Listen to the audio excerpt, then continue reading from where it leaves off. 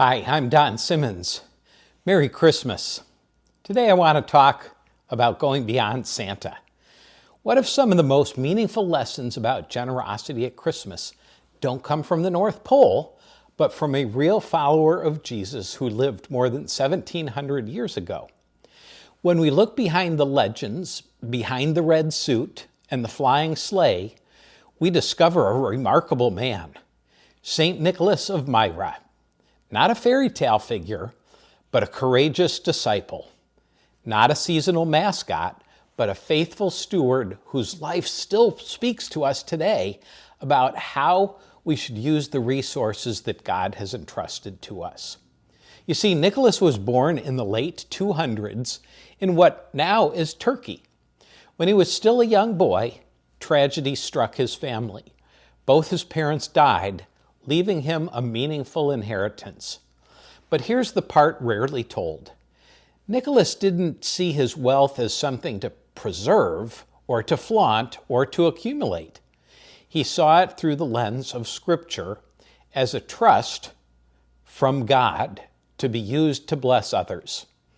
The Apostle Paul captures this heart in 1 Timothy chapter 6, where he writes, "Command those who are rich in this present world not to be arrogant, nor to put their hope in wealth, which is so uncertain, but to put their hope in God, who richly provides us with everything for our enjoyment. Command them to do good, to be rich in good deeds, and to be generous and willing to share. In this way, they will lay up treasure for themselves as a firm foundation for the coming age, so that they may take hold of the life that is truly life." Nicholas lived these verses long before they were stitched on Christmas pillows. One of the earliest stories about him tells of a poor father with 3 daughters and no dowry. Without it, the daughters faced a future of slavery. Quietly, under cover of night, Nicholas slipped bags of gold through their window, enough to save them from certain slavery and to give them hope. This wasn't charity for applause. This was biblical stewardship, being rich in good deeds and willing to share. As he grew older, Nicholas became bishop and a defender of the faith. Under Emperor Diocletian, Christian leaders were beaten, they were imprisoned, and often executed. Nicholas refused to deny Christ, and he paid for his faith with years in chains.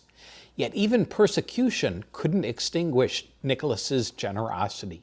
Later, when false teaching threatened the church, Nicholas stood for truth, even when it cost him relationships and comfort. He spent his entire life giving, his wealth, his voice, his courage, for the sake of others.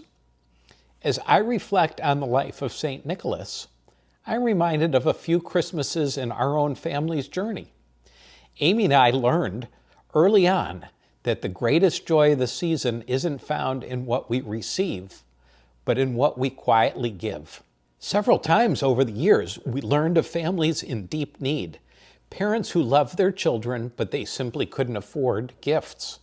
So we went out together, shopped for toys and clothes, wrapped everything, and late into the night, then slipped out under the cover of darkness to deliver the gifts. We'd place the packages on the family's porch, ring the doorbell, and drive away before anyone saw us. No applause, no credit, just the holy joy of knowing that God had allowed us to be part of His provision for a family in need. Those were some of the most meaningful Christmas moments of our entire lives. So this Christmas, as we exchange gifts and hang stockings, let's remember the man behind the myth, a disciple who used his inheritance not to elevate himself, but to serve the poor. A steward who placed his hope not in wealth, but in God, who richly provides. A believer who stored up treasure for the coming age by loving people, not just indulging his own wants. Like Nicholas, who gave in secret to preserve the dignity of the poor. Who is one family or one person that you could quietly bless with sacrificial generosity this Christmas. I hope you enjoyed this message, and I wish you a very Merry Christmas.